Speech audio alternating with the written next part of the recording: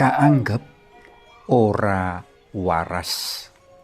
Panglimbang 5 menit dina Setu Legi tanggal 24 Januari taun 2026 kapetik saka Injil Markus bab 3 ayat 20 tekan ayat 21. Asmane Sadiman.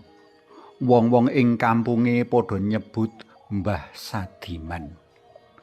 Rikala ngawiti pepenginane nggawe ijo laladan gumuk gendol lan gumuk ampyangan daerah Wonogiri, panjenengane diunekake minangka wong gendeng, wong edan. Lah piye? Marga kekarepane kang ora tinemu nalar sacara umum iku, panjenengane nganti ngedol wedhus kanggo ngganti rugi sawetara lahan kang digawe ijo.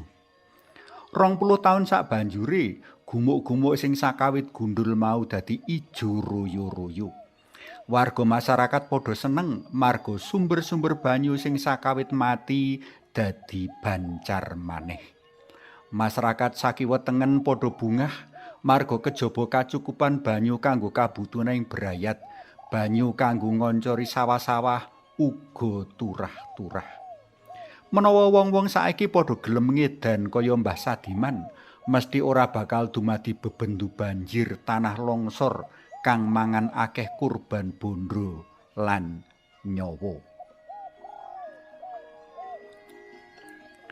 Mbok menawa crita ngenani Mbah Sadiman ing Cicala bisa kanggo pancadan panglimbang kita dina iki. Santo Markus nyeritakake awit gregut lan sengkuti Gusti Yesus anggone leladi pepadha nganti dianggep ora waras dening ibu lan sedulur-sedulur dalem. Genah-genahe mengkene, akeh panemu, pratelan lan tumindake Gusti Yesus ora kalebu nalare para sedulur. Sepisan tekad dalem ninggalake pakaryan nukang minangka cagaing urip mangarep amung kabigunakake kanggo kelayaban memulang sing ora nekakake asil. Nek mangsane mangun brayat tembe bakal dipakani apa anak bojone. Kapindho, Gusti Yesus kaya ora mikirake kahanane dhewe. Sedina-dina anane amung ngladeni wong sak pirang-pirang kanthi kaperluan werna-werna. Lali mangan, lali ngaso, apa ora ndang bobrok awake. Katelu, tembung-tembunge uga rinasa aeng, nyeleneh. Mangsa wong miskin kaanggep rahayu.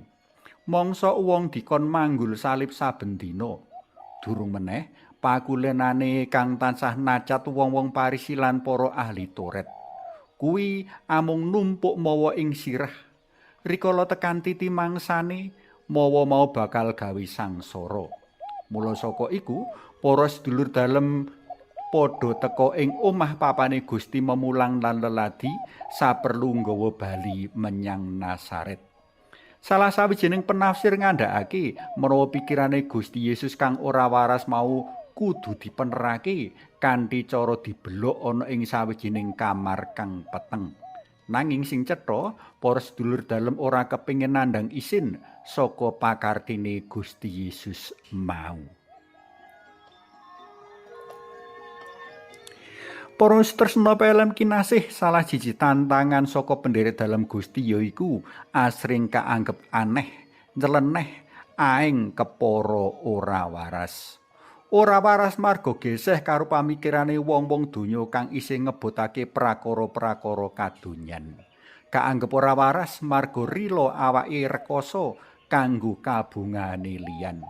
Dene Gusti Yesus nuhuni wisi ing Yang Roh Suci kang tansah dumeling ing manah dalem Gusti amrih sengkut-rekut leladi demi kabecikane wong akeh. Menawa Gusti Yesus wae ora waras ora warasake apa meneh karo awake dhewe.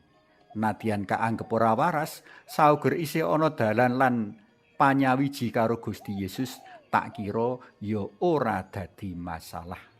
Kuwi salah siji salib kang kudu katanggung minangka pendherek dalem Gusti.